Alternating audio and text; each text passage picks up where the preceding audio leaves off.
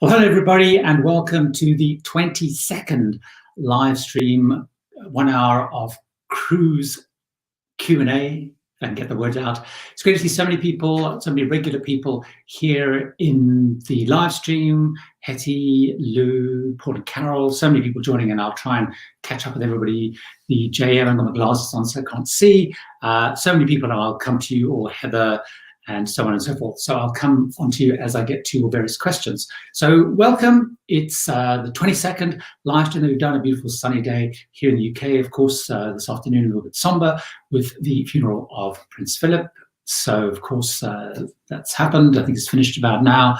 And so we're on with the live stream. Those of you who are here live, thanks so much for joining me live. So many people join every single Saturday, and it's fantastic that you do join. If you're watching this afterwards, which many, many thousands of people, surprisingly, fantastic to hear, watch afterwards. If you are watching afterwards, two things to remember, one of which is the entire live stream is decided by those people who are here live. They leave their questions there, so please, everybody live, leave your questions, topics you want to talk about. So it's entirely driven by people's questions. I do a little setup at the beginning. And of course, if there's a question that you know the answer to or not interested in, just keep skipping forward. If you are new here, my name is Gary Bembridge. The channel is Tips for Travelers.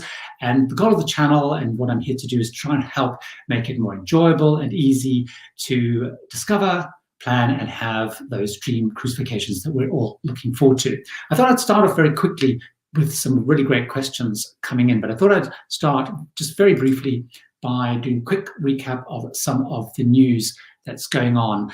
So those of you who haven't seen or haven't kept up with what's happening in the US, I won't worry too much in that not very much has happened. A couple of things are there bubbling under. I'm going to put this up, although it's slightly bizarre because you can see me sort of around the corner of it there. But those of you who didn't see it, you might have seen it if you're on Twitter. So the CDC and the US Embassy, they were arranging, what's it called, withdrawal, helping people evacuate from the volcanic eruption, US citizens from the volcanic eruption in St. Vincent. A couple of cruise ships went there, including Celebrity Reflection, and in their advice to people, other than these people are trying to help you flee for your lives, they remind you that getting on a cruise ship is very dangerous. So kind of a pretty interesting approach there. The ships have been there. They've removed both local people, local nationals, and other citizens, and I've seen on Twitter that some of those are moving across. In terms of what's happening with the CDC, so building on that, the other thing we saw with the CDC, there was sort of disturbing, and you can see me underneath there. There was a meeting on April the 16th, or perhaps it was on the 15th, between cruise industry executives, health expert, the CDC, White House staff, to talk about the next stages in terms of cruising. Nothing much seems to have come from that. Hopefully there's more that's going on than we've heard about. All they said is, Clear issued a statement saying, we look forward to working with the CDC for a phased reintroduction of cruising, but no timeline and no plans there. So not a lot happening, although hopefully there's stuff bubbling behind the scenes. Of course, you've also seen, we spoke about last week, a couple of lawsuits being thrown around by Florida. There's the Cruz Act, which it stands for something. I'm not going to read it out, but they managed to find a way of fitting the name of the act in to the word cruise, which is trying to basically overrule the CDC. Whether that makes it to the floor of the Senate or whatever, to be discussed, time will tell. But I think it's more part of that ongoing kind of push to get pressure on the CDC to get it as a live debate, and certainly there's a lot of that going on. When it comes to summer cruising, I put this up last week, and I want to put it back up here. This is a list of everything. Two things have changed. One of which is I got told, oops, wrong way around. I got told off for putting things like the Bahamas and Bermuda in the Caribbean, because they're not in the Caribbean. I just did it sort of as the Caribbean and surrounding area. So I do sort of know my geography, although it was quite interesting to actually realize that the Bahamas wasn't in the Caribbean. I always thought it was in the Caribbean Sea, but anyway. Two key changes from that list was we now have someone else. We have Seabourn operating out of Iceland. And what we've also seen now is, and I've got on my site, by the way, this list with the sorry, this list with the expeditions is on my site, and I keep that up to date. So if you go to my site, tipsfortravellers.com, you'll find an article there which talks about the summer cruises. Two things have happened since last week. Disney, they have announced their sailings out of the UK now. They went live, then it went down, then it went up again. They basically made some changes. So they're going to sail on 2, 3, and 4 night cruises on Disney Magic right through, basically through until September now.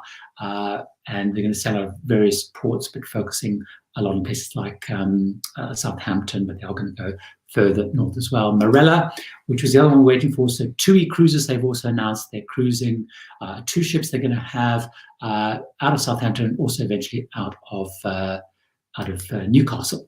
So that's sort of the bits and pieces happening. So let's now get into the questions that people have asked so far, and I think some of those pick up on those. As always, I've got my trusty old iPad here to try and keep an eye as well, because some comes through much quicker than it does on my system here. So, so the JM129, who always has, always joins, which is fantastic, very active on Twitter, and it's always great. Joins the live stream and always has some difficult, challenging questions to ask, which is always good. So if you're inoculated, yet test positive before boarding, because as we know that you can still get coronavirus even if you are vaccinated, what protection is there for the extra costs incurred for flight changes, hotels, etc.? Will the cruise line give you a future cruise credit? Now, this is quite an interesting one because it does differ at the moment based on where one is cruising from. So there have been different sort of setups and regulations, but I'll tell you what the broad principles are around this, because there are a couple of broad principles. But what most of the areas have required, or countries and governments have required, is that the cruise lines do have to do a couple of things. So what they say is if before you go on the cruise, so before you leave for the port, if you or one of your travel party tests positive for coronavirus, or in fact has been exposed to someone and has to go into quarantining, which I guess differs depending on different countries, some it's shorter, some it's longer, first of all, they ask you not to come on the cruise, not to pitch up at the port. And secondly, they will give you a future cruise credit for you or any of your party that you're traveling with. Now, what's not 100% clear is whether everybody has to be in a linked booking, because they do talk about your travel party. So the safest thing to do is if you're traveling with people, friends or whatever, and you just have to book the same cruise, it might be worth, if you think this is likely to happen to you, to link your bookings, which you can get done.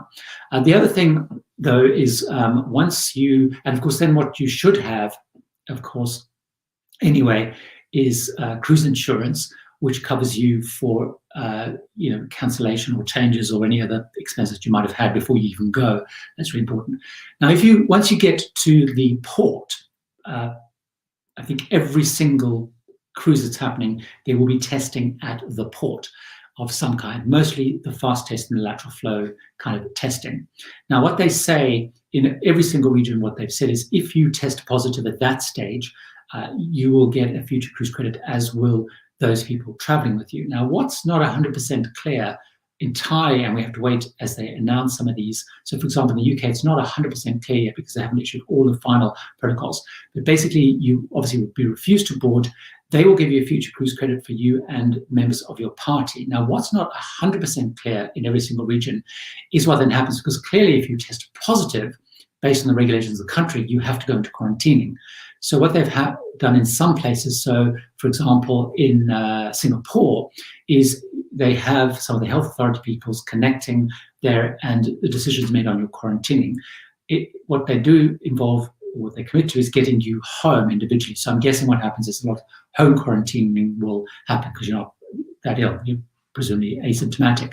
So the cruise line has responsibility for getting you home. And that's also true if the whole cruise has to be, or groups of people on the cruise are positive or exposed. What we've also seen in many of the regulations is, for example, you might know the CDC regulations specifically require each of the cruise lines to have an arrangement where people can go into quarantining at the cruise line's expense and also if they have to go to have medical attention, to go to medical attention at the cruise line expense. So that's part of the CDC process. In Singapore, the cruise lines guaranteed to spend, I think, up to $20,000 for any treatment you might have, so they don't have their own facilities. What we're not 100% sure of, for example, in all these UK sailings, what the situation is. What that will be, because if you're found positive, I guess there must be some kind of arrangement around getting you home in an isolated way. I guess if you've driven, maybe that's possible. So we're still waiting for that whole thing. If you're heading out of the cruises, for example, out of the Bahamas, people would have bought, because they're required to buy that specific policy when you go in, and that covers some of those expenses. So it's a really long way of answering your question, but it is kind of covered. What's also really, really important is it's really, really important to have travel insurance, which has three key aspects to it. I think I spoke about this last time, because there are lots of questions about it. But it needs to be cruise specific, because that covers a lot of the cruise specific costs. It needs to have a minimum amount of medical cover, which in the UK is £2 million, $2.5 million, which is quite a lot in the UK, because most of the medical treatment actually is likely to happen within the National Health Service, but I guess there's some private elements. And thirdly, it must cover COVID-related issues. That's really, really important for many of those cruises. Now, the challenge, I guess, for those people traveling out of the US is because the CDC advice is against cruising, and in fact, they strengthened their advice against cruising this week, presumably your insurance will not be valid. So you won't actually have insurance. So very important is if you're traveling against advice. So for example, in the UK, if the Foreign Commonwealth Office doesn't drop their cruising advice, no one will go cruising, because you won't be covered. You know, it's a long way of doing that. Paul and Carol, yes, it's incredibly sunny. It's amazing here today. It's really, really great. Hypnotherapy for you, great to see you again. We have Cunard Queen's Grill booked for August and Viking for June, and are hoping Disney may be vaccinated adults. Any thoughts about Disney? Well, what we've seen on Disney so far is they have said that if you look at their site, they've said we will have a multi-layered approach, we will follow government advice, but they haven't specifically said, as explicitly as other cruise lines have said, no vaccines or vaccines only. So the Disney situation is still a little bit ambiguous. They don't come out specifically. So as you will have known, Cunard, for example, they very specifically said only vaccinated, only people who've been vaccinated can go, both shots. Viking, they've done that for all their new ones that they put on sale, which I guess you're now on with the June one. Disney are a little bit vague. Even Morello, when they announced, they were really clear. The other one that's not so clear, although I know Paul and Carol had mentioned this, but actually looking at Fred Olsen, they still haven't specifically, explicitly said about vaccines. They again talk about following government advice. They talk about multi-layered approaches. So it's still, that's the other line that's probably not 100% clear. So for example, with Disney, the dates don't really work that well for me, but I'm not going to book a Disney cruise, partly because of the 7-day rule that appears to be in place, that you have to have in place between cruises in the UK. Although there's a little bit of confusion around that, but it looks like that's where we're going to net out. So I could potentially do some of them, but I've decided I'm going to stick with vaccinated cruises, certainly as it all sort of begins. A couple of people, which is great, they've joined. Paul Carroll referring to this, is quite a few of you kind of hop from various live streams, like Emma Cruz's live stream yesterday, which is a really great one to go back and listen to if you want to do a live a replay, where she had Dave Monk, Ship Monk, on talking about all things cruise as well. So Tim Meekings, sorry, I need to do a slug of my tea, just precariously there.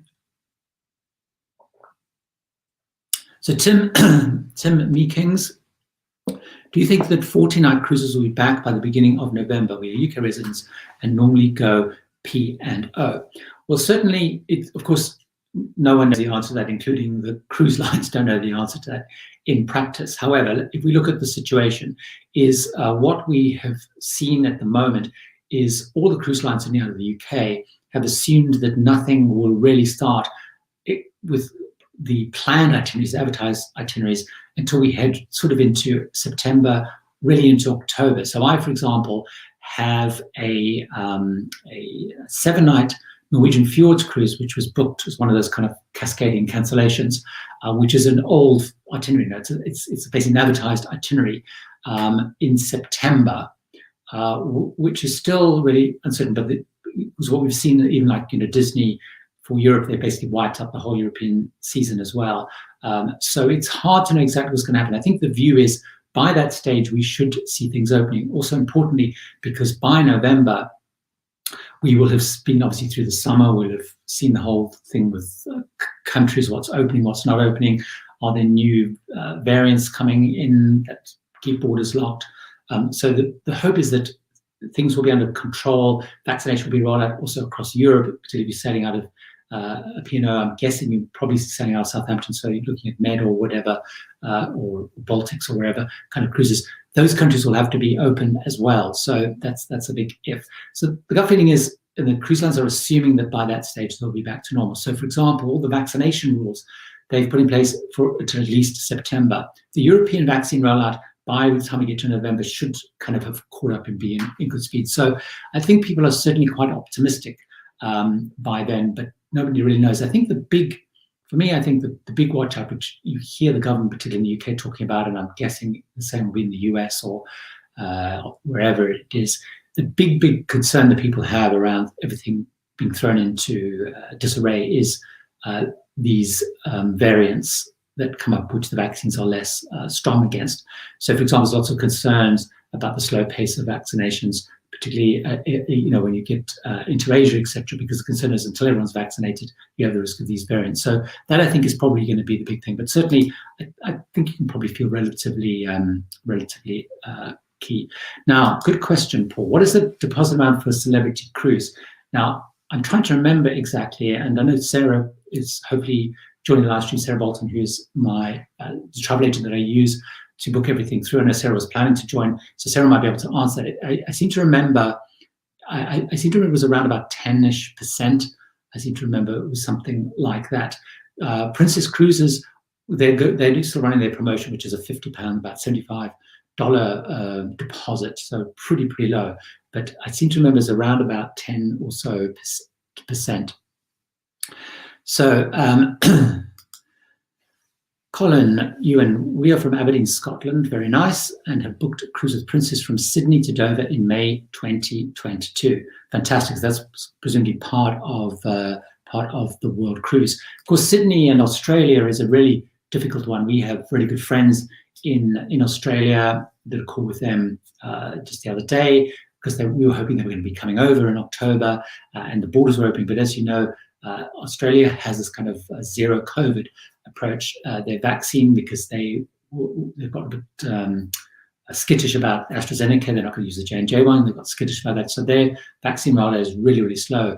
And they're pretty pessimistic about, certainly our friends in Australia are pretty pessimistic about the borders even opening in time for them to come over for Christmas. So hopefully by then everything will be back. And that's going to be an amazing trip. I've sailed before from Sydney. I didn't go all the way back to the UK, but we sailed out on a couple of weeks' legs, getting on Sydney, sailing out of Sydney is a magical experience, and then sailed right up to Shanghai, then back round all the way eventually to Dubai. We went as far as Dubai. I think it was about 4 weeks, if I remember correctly. It's really quite amazing. Yes, good. So Sarah is here. So Sarah hopefully will be able to answer that question about the deposit, which is great. So that was hopefully, Connor, I saw your question there around, do you think that will happen? Great. Brits on the Ship are also joining. Brits on the Ship. A lot of the people I'm mentioning there, Brits on the Ship also have a great blog that you can go to, very active, and they have quite a few of these cruises out of the UK coming up. So will definitely be worth following those, which will be interesting. It's going to be very interesting to get everyone's different take on on how it goes. Here we are. Sarah's answered the question. If you're in the UK, celebrity deposit is £150 per person. So that's roughly, I guess, with the way the UK cruises are being priced. Dave, who I was talking about earlier, who was on Amazon, he's done a little analysis, which is on his site at Shipmonk. I think it's shipmonk.co.uk. If you want to go and look at, he's done a breakdown of what's available, but also interesting, he's done a comparison of the different pricing. So that's also worth having a look at. So that's shipmonk.co.uk. And he I think he's shown that the price, the sort of price for one night on these UK staycation, which I know is everyone gets upset because it's not the right definition of staycation, but I think it ends up around between sort of 100 and 180 pounds per person per night. So it's kind of like one night's deposit, I guess, on those.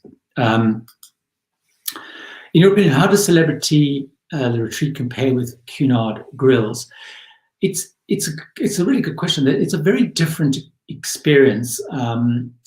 It is a kind of a very different experience altogether. So let me talk about what I've seen as sort of some of the key changes. I mean, the way that Cunard works is, for those of you who haven't been on Cunard before, is they do sort of work a little bit on a class system, although it's not as it was in the olden days where separate parts of the ship are separated off. Although it's very interesting that if you did go on the QE2, which I was lucky enough to do, it was actually my first proper cruise, the QE2 didn't make sense a lot because when it was being built, it was actually being built as a class-based ship. So some of the staircases and things didn't quite flow properly because it was designed to be different ships. Anyway, so it works sort of as a very much a class sort of based system. So you've got Queen's Grill, which is what I would say, if you assume it's like first class. If you're flying, you've got Princess Club, which is kind of like club business class, and you've got Britannia, which is kind of economy. They've even got kind of premium economy now because they have Britannia Club.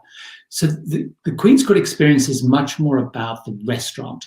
So it's, you know, obviously you have the bigger cabin, you have your butler, for example, and you have your things like your free booze and all those little perks, fast check-in and that kind of stuff.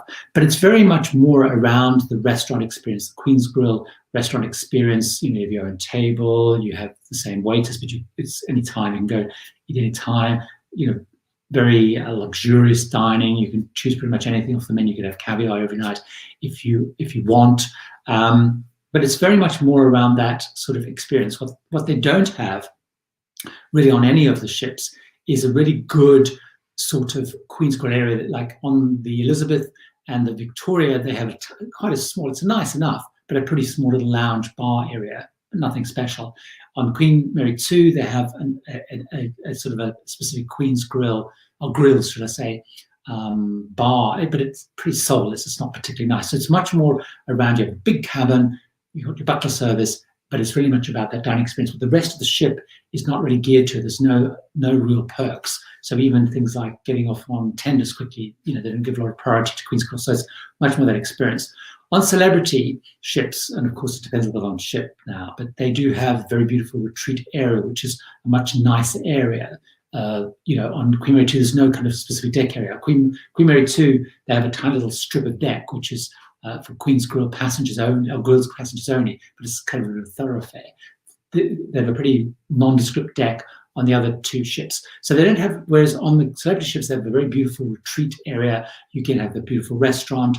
And I feel in many ways on Celebrity, they sort of fuss around much more their suite passengers. And depending, of course, on the grade, you also do get things like the butler service. So it's a kind of a different experience altogether. You do, I mean, both are amazing experiences, but it's more, it's kind of different, if you like. So it's focused on the dining experience very much, whereas on Celebrity, it's a much more, not quite a ship within a ship, but it's a much more rounded experience, if you like. But of course, both are pretty great. So hopefully that that begins. So Frank is asking, we have a 10-day Princess Cruise book for December the 10th. When cruises to begin again, do you think? I'm guessing, Frank, that you're probably in the US, because that's the one place, of course, that cruises haven't started.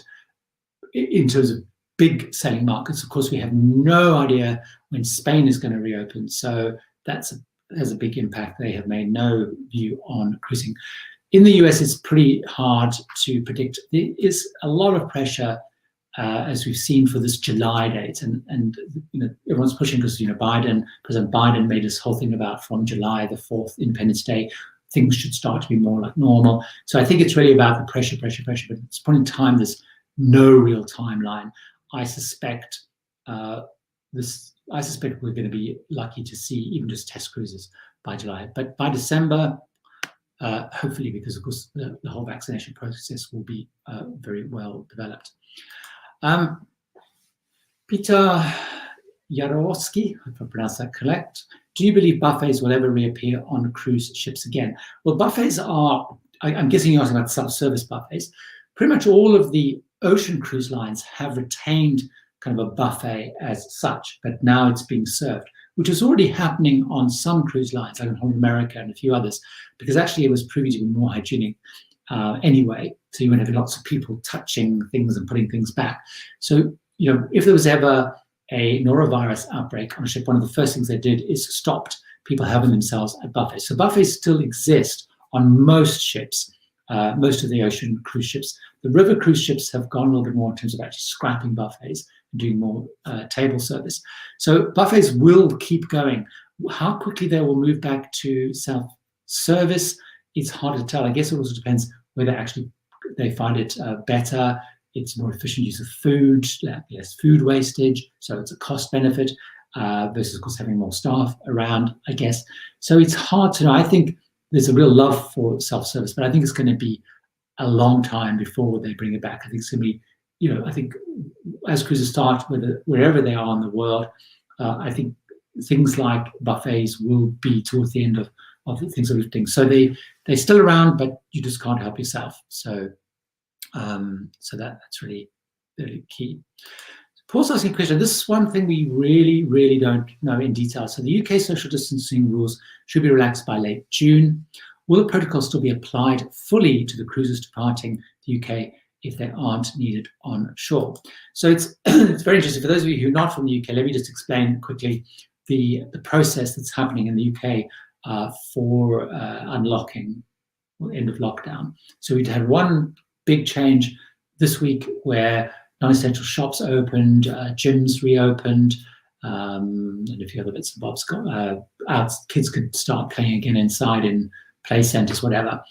Then on the 17th of May is another May, assuming that all the numbers stay right, and based on the vaccination process that's planned by them, which is going, in fact, a little bit ahead of plan.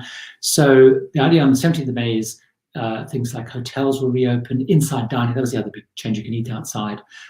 Inside dining will reopen, theatres and cinemas can open with social distancing, but those are the big changes there.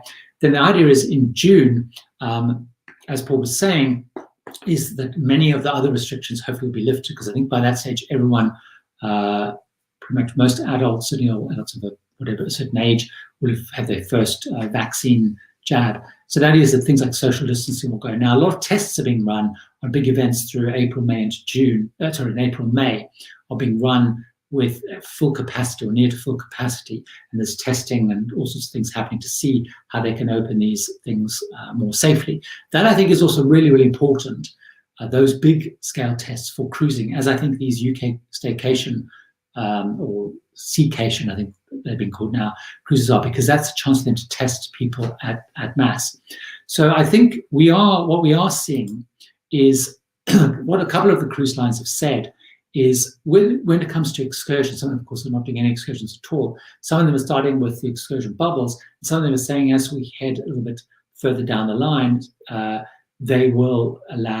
we should hopefully allow self-touring or non-cruise line excursions.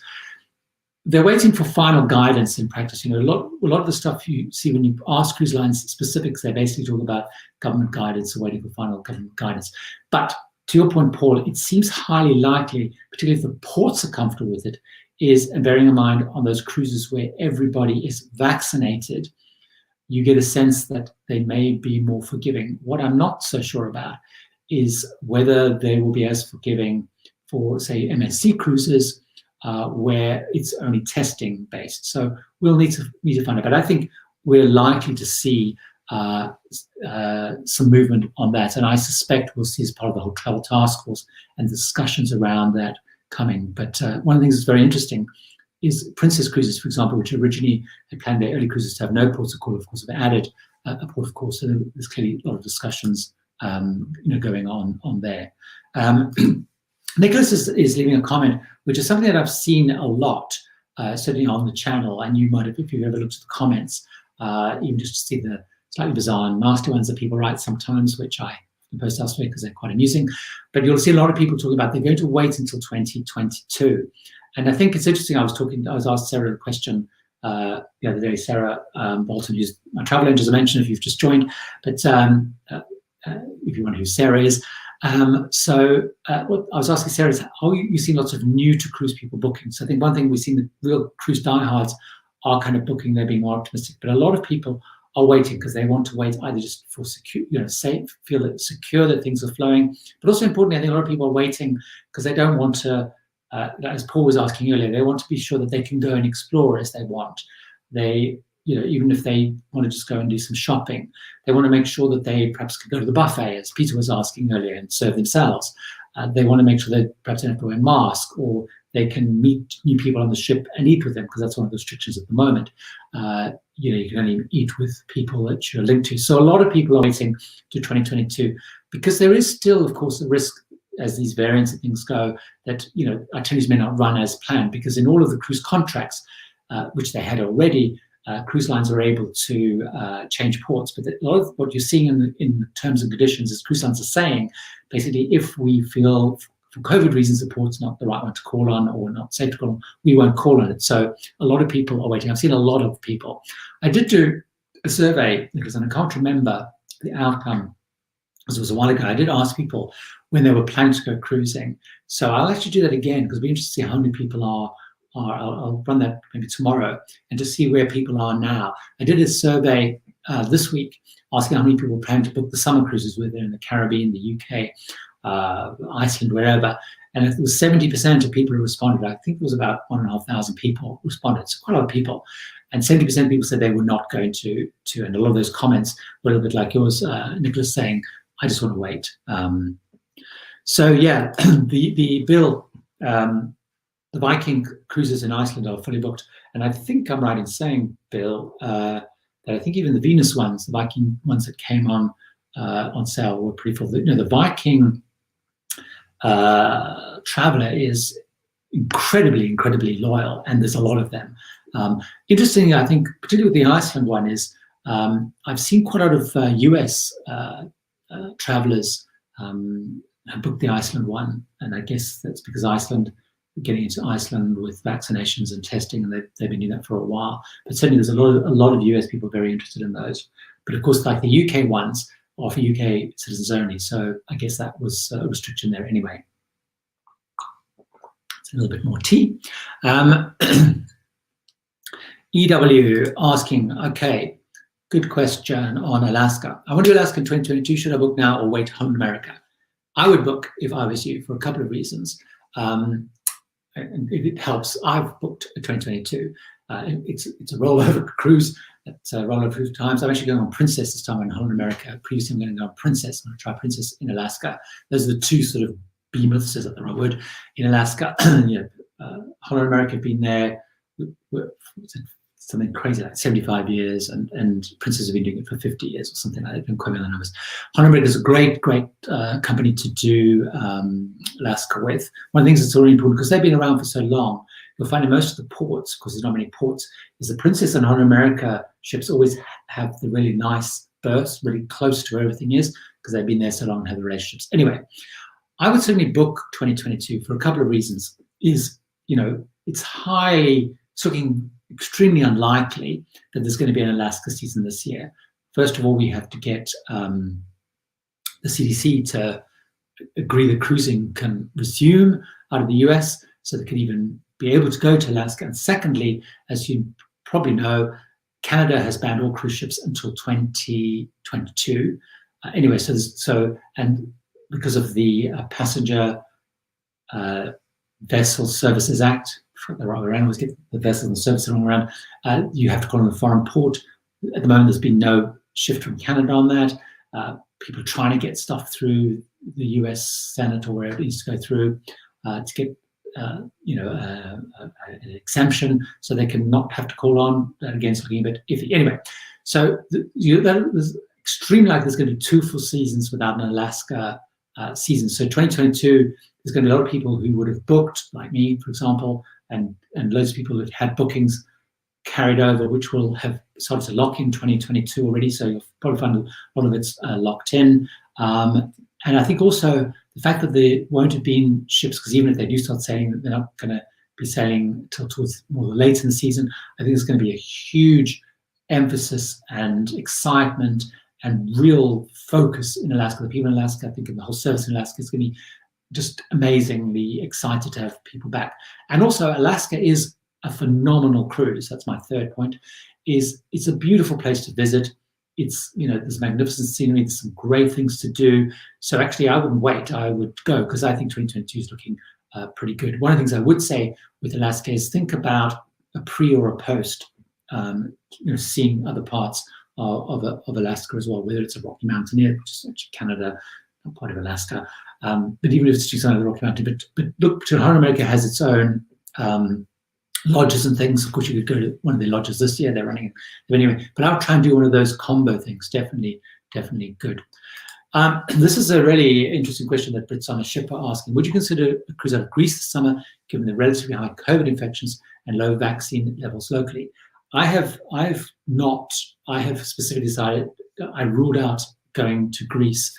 I had a booking for July, I think it was. Yeah, it was July, on Celebrity Apex, which was originally going to be a Mediterranean cruise. I think it was Barcelona to Rome or Rome to Barcelona. I can't remember which way around it was.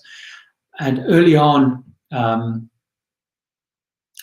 sort of decided I was going to wait in for them to cancel, because I knew I was going to rebook, and you know, there was a chance to get a lift and shift. But anyway, what I got when they announced they were moving Apex to based out of Athens is they automatically transferred your booking onto Greece. And what I then did, or Sarah did for me, is I moved that actually to a Mediterranean cruise. So it was back to Mediterranean for next year. I have some concerns. So this is personal. I'm talking about from a personal perspective. So I wouldn't consider going to Greece this summer. I've put all my bets basically staying out of the UK, sort of, you know, so although I'm doing the series of the Seacations, as I mentioned, in September, I've got the Norwegian Fjords cruise on Queen Victoria. But again, you know, that's out of the UK.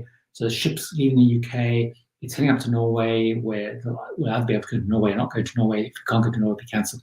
But it's much more limited. I think the idea of you know, flying to Greece, and you know, there's going to be a lot of people in and out of Greece. For me, it's just not something personally that I think I'm just going to stick with doing vaccinated cruises out of the UK for the summer. And I think it's going to be really interesting because, you know, Greece is pretty aggressive at trying to attract back both land-based and, of course, the cruises. You know, there's a lot of cruises. I guess you've got Norwegian, Seabourn, Celebrity, all selling out of there. Now, the one thing I would say, though, is I do have an October cruise out of Greece, but for me that's not quite summer, so it's a bit later, which is a Celestial cruise, which is currently in the diary for the second week of October.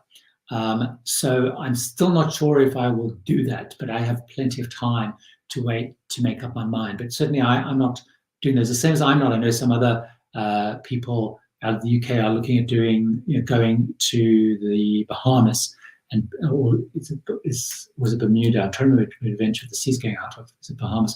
But looking to actually travel out of the UK down to do those cruises.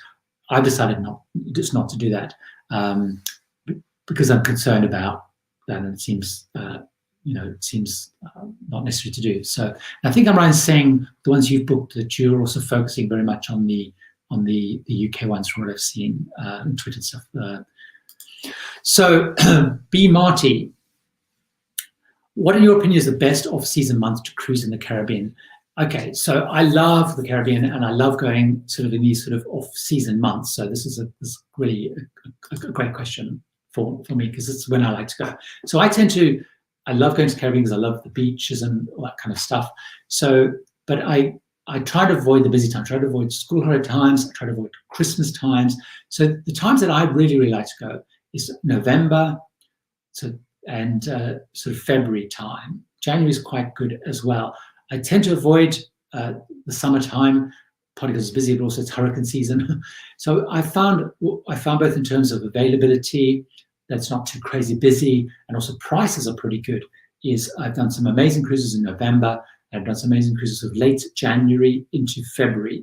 So that's definitely on go. So for example, because everything's got wiped out, what I've got in 2022 is I'm going in January, which is one of the Viking, one of the Virgin cruises which have rolled over, which I'm going to do in January, and I'm actually looking at maybe going back to the Caribbean in February time. March is okay, but you also have to watch the timing of things like Easter and school breaks and stuff, and watch out for spring break, which is around March, April time. Avoid the Caribbean and cruising at that time. So I would definitely look at the November, end of January into February. Nice weather, good prices, lots of availability. And the places you call on, because some of these places you visit in the Caribbean, you know, got 6, 7 ships, 20, 30, 40,000 people. No, exaggerating now. It could easily be 20,000 people pouring off ships, doing places where there's other times you tend not to have that. So that would be my absolute tip. TUI owns Mein Schiff in Marilla. Do they have any other cruise lines? So Heather, so TUI's has their cruising is mostly joint ventures. Marilla, I think, is not. Marilla is a TUI-owned thing, but they have joint ventures with Royal Caribbean. So what Royal Caribbean is, they have, you're right, quite right, Mein Schiff.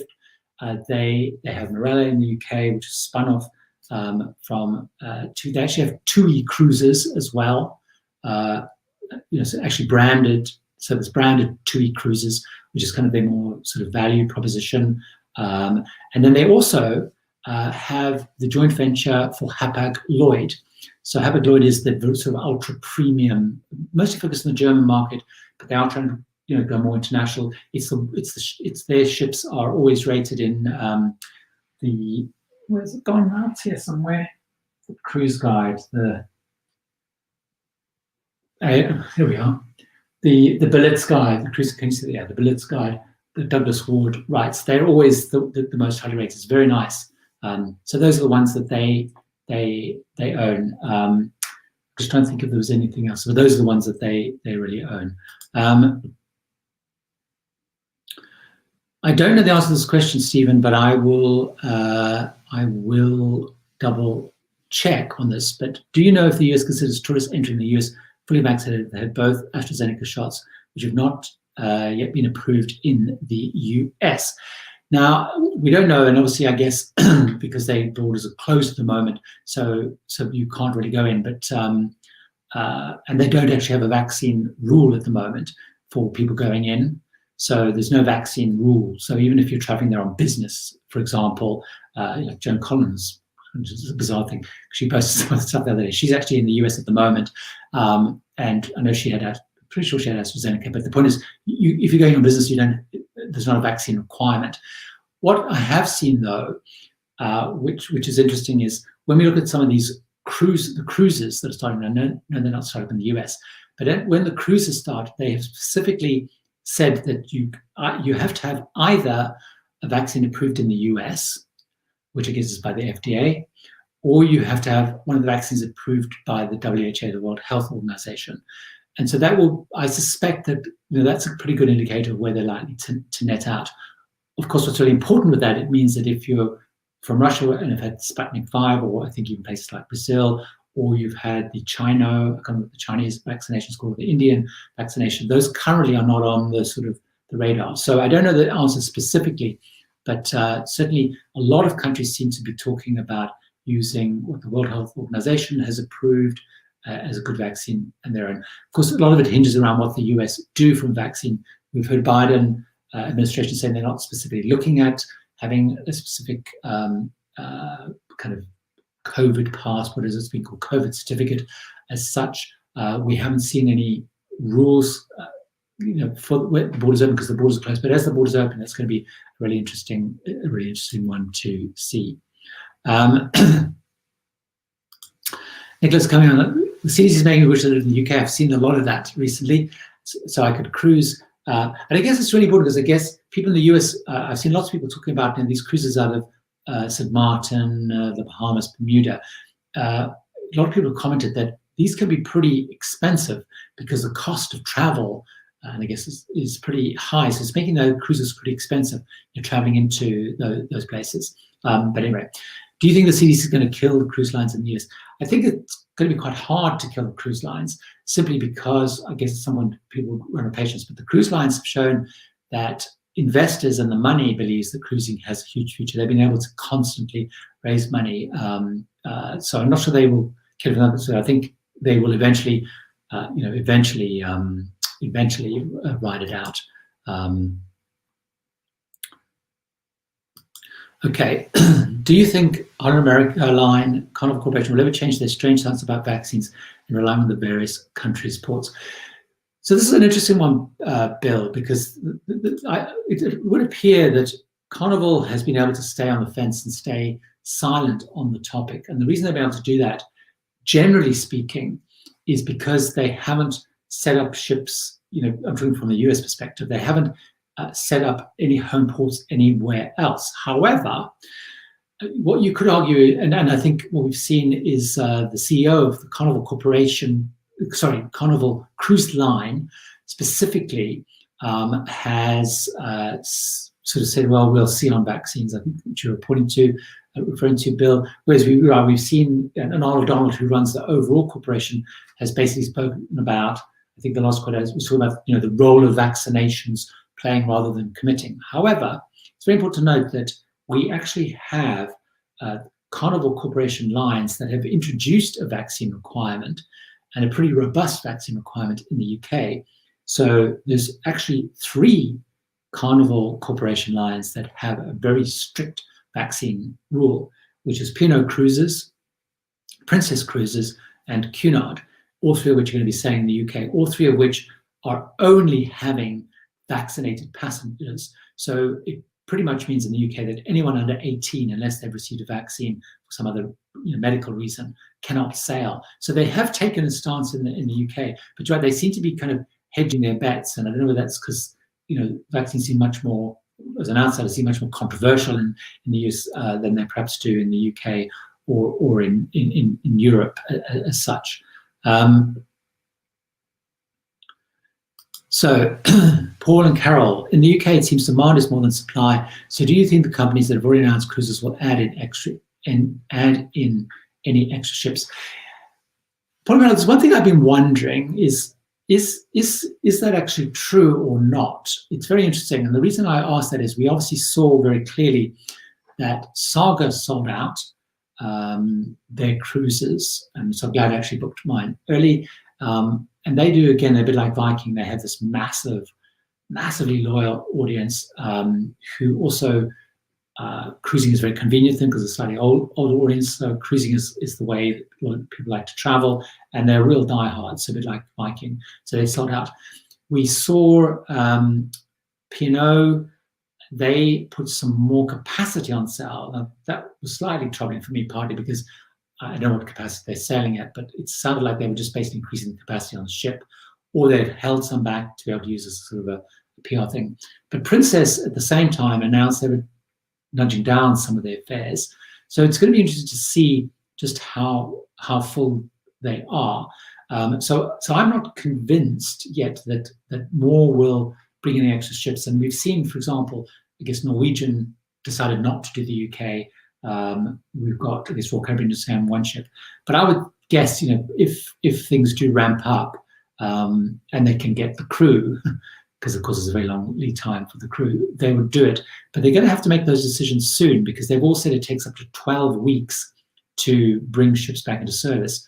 So they're going to have to start making that decision now. So if they are going to bring more ships, I think we will start hearing now or imminently, because if you think 12 weeks, that's 3 months. So we're now middle of April, middle of May, middle of June, middle of July. So if they want to have any sort of sailing before they return to normal sailing, they're going to have to make a decision pretty soon. So I don't know. It's kind of a little bit mixed. The PR is all about it's selling well. I'm assuming we've seen a lot of the travel agents talking about it's a really busy time. And Sarah's posted it. Emma, who I think you use, has posted as well. So it'll be interesting very interesting indeed to see. So we're talking about testing. So let's have a look. Terry said the border is closed. So let's have a look. John is saying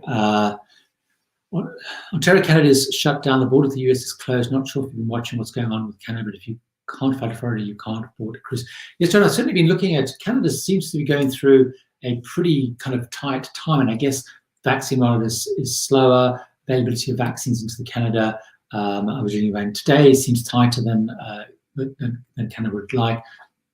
And you're right. I mean, no one can sail into the US. So you're right. The border's closed, but also the US has closed their borders. So actually, even if cruising opens in the US, there's also going to be a change. So, for example, all of Europe, all of the UK, the big parts of Asia cannot fly into the US without a very specific reason or permission, like business or whatever. So, absolutely, I'm hoping, of course, the situation in Canada does get much better. Yes, KB, you're talking about. The last Prime Minister's quote is saying that also probably not open for international travel until 2024, not good for February 2022 Aviation Cruise. Maybe you're right. I mean, it's hard to know when they will open. It's hard to see it being quite as long as 2024, but I know they certainly are trying to dampen down expectations. Qantas was due to start flying internationally back in October. I think I don't know if you were on earlier, but they've basically spoken about they've pushed their deadline for vaccinating everybody to at least the end of the year. They've also made the point, I did see it, and maybe it was the same interview, where he was talking about, or maybe it was the health minister talking about, the challenge they have is as they open their borders, will they accept a certain level of COVID? Because, of course, in Australia, when we talk to our friends in Australia, they've got used to the sense of no COVID. My nephew lives just outside Brisbane, and one person in Brisbane got COVID from, I guess, someone flown in, and they were locked down for 4 days or 5 days or something. So how they adapt to that. So you're right. I mean, hopefully by February that's all calmed down and they've got a real plan. But you're right. I think we'd assumed that by October it was going to be free flowing. So it's definitely something to watch. Heather's asking, can you talk a little about interesting ferry routes that might be a reasonable alternative to cruising? Have you done much traveling by ferry? I haven't done much overnight cruising by ferry. I've done mostly ferrying, so between here and France, or Amsterdam or wherever. That's an overnight one. Just think about that now. So I haven't done those. I've done sort of the day ones. I haven't done the overnight ones. There are quite a few options where you can kind of bundle together a couple of nights. So some people will go, say, across to Rotterdam, or friends of ours, when they go on holiday to Switzerland, they will often, because they're sort of a little bit further north, sort of Leeds way, they go, and I can't remember where they leave from, but they go and they get an overnight ferry across to the continent, and then they drive. But it promises it's an overnighter. One of the areas that has probably the most interesting ferry things is once you get much more up into the Baltic area. So you find a lot, say, between Tallinn and Finland, for example. There's some ferries that run also, it's more complex getting into Russia, but St. Petersburg to Tallinn. So all around that area, there's some quite interesting ferry options around that area. The other place that's very interesting, and it's pretty developed, but it's sort of not really ferry as such, but all along the coast of Norway, so Hurtigruten. I always think that sounded a bit like the Muppets when I say that, but Hurtigruten, they basically, their real business is basically ferrying people all along the coast. And that's a really great thing to do. They basically have ships, I can't remember, it's loads of ships, like maybe 10, 12 ships or more. They basically ferry all the way up the coast and all the way back down the coast, calling in at multiple ports along the way. And certainly, if you ever got a Norwegian fjord cruise, you'll see the Hurtigruten, they'll stop. Passengers, cars will get off, more loaded, and off they go. But they also, of course, have a cruise aspect as well. So it's kind of, that's something, so you can actually do more of a cruise thing. But those are the main ones. If anyone else has any other good insights around ferry things, those are definitely worth worth popping in so people can see. Let me talk a little bit about just talking about this whole jab things and cards and stuff. You're right. I mean, one of the things that's not clear yet is what format this whole evidence thing's going to be. And it's certainly, as someone looking outside into the US, which I'm guessing it sounds like you could be, it's quite hard to get our head around a little bit. And I think I've spoken about it before. So in Europe, partly because of the National Health Service that different countries have, is we all have a National Health Service number, and that is obviously a big database where your certain records are held, and your GP has it. If you go to hospital, they use that number, and everybody has an NHS app. And in the NHS app, part of that is tracking all your various vaccinations. So in there, I can go and look at all my flu vaccinations I've had across all the years, and it'll talk about what specific flu vaccine you had, what date you had, what batch number. I've had my first jab. I can see that in there. For example, I hopefully can have my second jab any day now. I got a text from the GP saying that they were about to give me a time to go and get my second one. But then there's another, so there's a sort of database, and this is what Europe are looking at as well for their COVID green certificate. It's what Israel have used. It's what the UK are likely to use. So you actually have much more proof than a little bit of paper. So, and I know there's a myriad of projects. So even IATA and some of the cruise lines are working on those. So it's going to be very interesting to see what that is used. Now, what we don't yet know is what is going to be used in the UK, which I guess is going to be cruising soon, what proof is going to be shown. And I guess what we'll finally find out is people flying from the US, what proof is going to be required. Is it that little certificate thing, which I've seen some people have shown me, which has, I think, batch numbers and things on as well? Or is it going to be something that is much more or much less able for fraud, and kind of it's genuine? Because certainly as a cruise person, I want to make sure when I'm getting on a cruise that people have to be vaccinated, that people have actually been vaccinated. But I know in the US, a lot of people talk about that card. We will have to find out what that's going to be. Brian, do we know on the UK occasions what percentage of passengers will be allowed on board? We haven't seen anything explicit on that line by line. What we do know is a couple of things. We've seen that when most cruises have started up around the world, they've started up around about 50% capacity, 60% capacity, often sailing with fewer passengers now just because they haven't sold out that capacity. But we saw that with MSC, Mein Schiff, in Singapore, with Royal Caribbean, you know, all of that sort of level. What Norwegian have said specifically, although they're not sailing out of the UK, is they're going to start with 60% capacity, and they will increase it every month by 20%.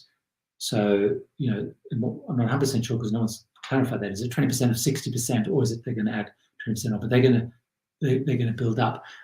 Viking, I think on Viking Venus was between 50 and 60%.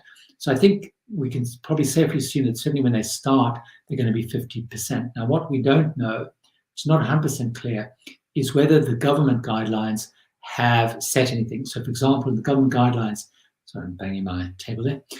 The government guidelines for things like theatres, for example, when they opened, they have to be 50% or 1,000 people, whichever is the lower number.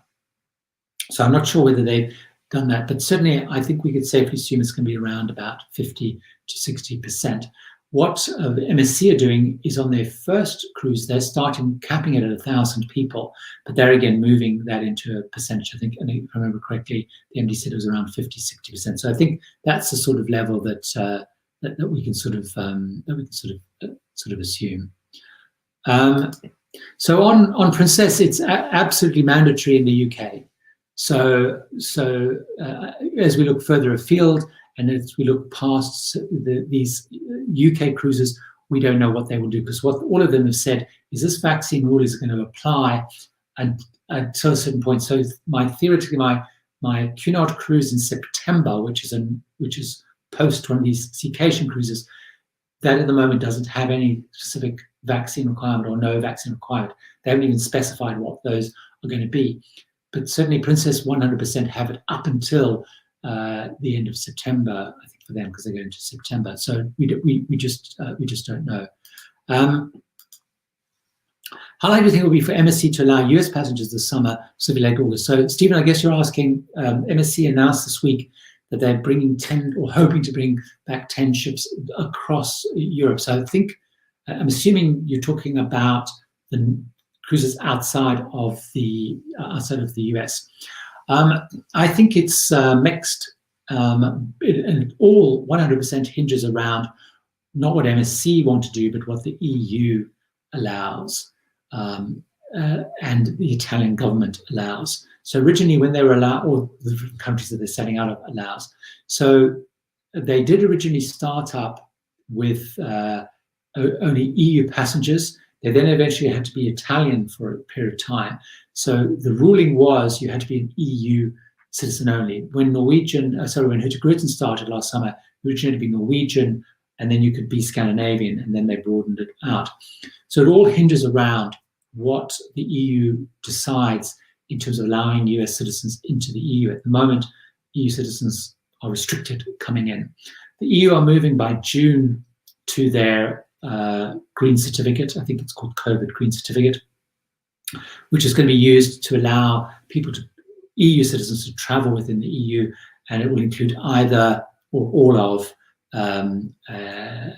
whether you've been vaccinated, whether you've had a recent negative PCR test, is what it currently states, or whether you have the antibodies because you're recovering from COVID and there's a time period on that. And the idea being of the certificate is people will be able to move around if they're green, and they become green by having one of those three. And then, of course, there's the various testing, etc. However, what they've then said is the idea would be that that would then be expanded to allow third countries. So the UK, for example, could not go on those MSC cruises. So those MSC cruises that are running, UK cannot go, partly because we're banned. It's illegal to go traveling at the moment till the middle of May. You can't leave the country without a specific reason.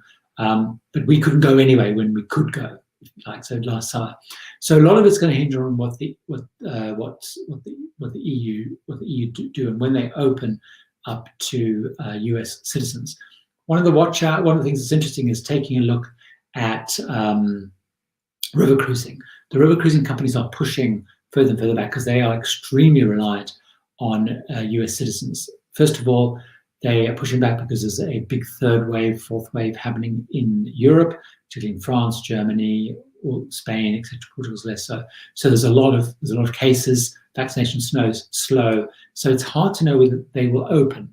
Spain, Greece, which are very reliant on tourists, are pushing extremely hard, but they're talking about maybe doing bilateral agreements with, say, the UK and Germany, particularly, although that's with the EU, to allow kind of a corridor. So it's really, really hard to say. It's really I would say it's pretty uncertain. And Steve's also saying, love your channel and listen almost every day. Fantastic. Hopefully that you keep up. Keep going, should I say. Hasselbill saying, is a balcony cabin worth the money? I actually have a specific video on that issue. So take a look at that. Just go to the channel, search balcony cabins, and you'll get a much more detailed thing. In my view, yes, I always go in a balcony cabin. I think also post kind of pandemic cruising, the advantage of a balcony cabin is if you do have to quarantine for any reason, you have access to outside space, outside to fresh air. I think you might find the cabin becomes more important in this post-COVID experience, where you might want to spend much more time. Particularly if you've got lots of sea days, it's great to be out there. Nicholas, hopefully that answered your question around can people go on any cruises from Europe if they are vaccinated. They can only go if the EU opens. So that's, I know certainly the ones out of Greece, they're taking bookings, but unless the EU opens their borders,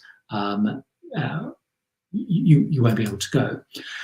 So wow, there's been so many questions that I can see that I haven't quite got to answer all of them, but our hour is up and it's been fantastic. What I will make sure I do, as I always do, I go back, look at the questions, and I try and answer them either in a video during the week, or I try and answer them directly with people, or put something out in the community tab with the different answers. So thanks so much for watching. I'll do a quick little pitch. Don't forget I have videos come out every Thursday and every Sunday. So there's another video tomorrow night, which is due to be, unless I change my mind and put another one up, due to be about Royal Caribbean and some of the amazing things you can find on Royal Caribbean. So thanks so much for joining. I really appreciate it. I hope you have a fantastic rest of the weekend. And again, I really appreciate you watching. Take care.